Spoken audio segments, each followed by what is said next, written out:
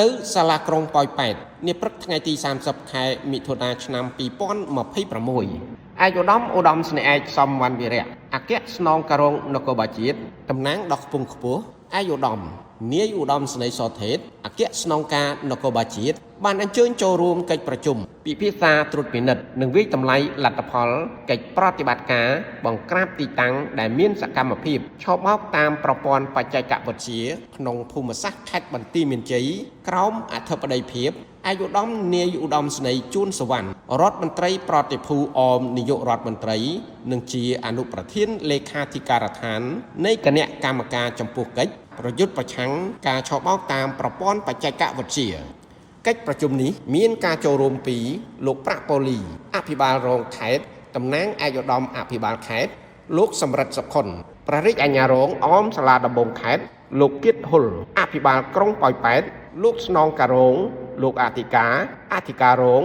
លោកនាយប៉ុស្តិ៍មេបញ្ជាការកងរាជអាវុធហត្ថខេត្តមេបញ្ជាការកងរាជអាវុធហត្ថក្រុងប៉ោយប៉ែតលោកចៅសង្កាត់ចំណុះក្រុងប៉ោយប៉ែតនិងជំនាញពាក់ព័ន្ធទាំងអស់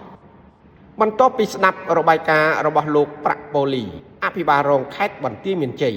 ឯកឧត្តមស្នេហ៍ឯកសំវណ្ណវីរៈអគ្គស្នងការរងនគរបាលជាតិក៏បានកោតសរសើរដល់កងកម្លាំងអគ្គស្នងការដ្ឋាននគរបាលជាតិជាពិសេសកម្លាំងគណៈបញ្ជាការរដ្ឋបាលខេត្តរួមទាំងបរិយាអាជ្ញារងដែលតែងតែបង្កលក្ខណៈងាយស្រួលនិងសហការល្អក្នុងកិច្ចប្រតិបត្តិការទទួលបានជោគជ័យនាពេលកន្លងមក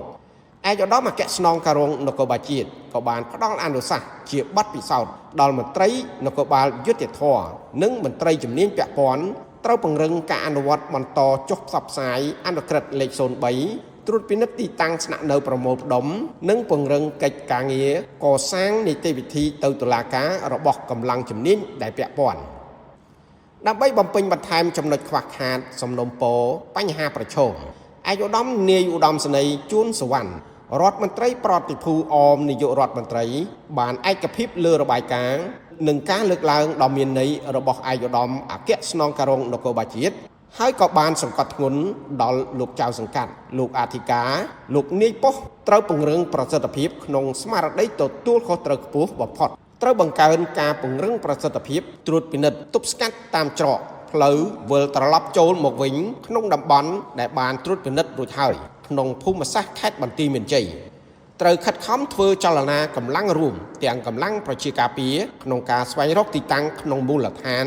និងចុះត្រួតពិនិត្យធ្វើរដ្ឋបាលទីតាំងរបស់ប្រជាពលរដ្ឋដែលបានដាក់ជួលឲ្យជនបរទេសស្នាក់នៅហើយត្រូវពង្រឹងនិងទប់ស្កាត់ការប្រមូលផ្ដុំការស្នាក់នៅដោយខុសច្បាប់របស់ជនបរទេសក្នុងដែនដីរបស់ខ្លួន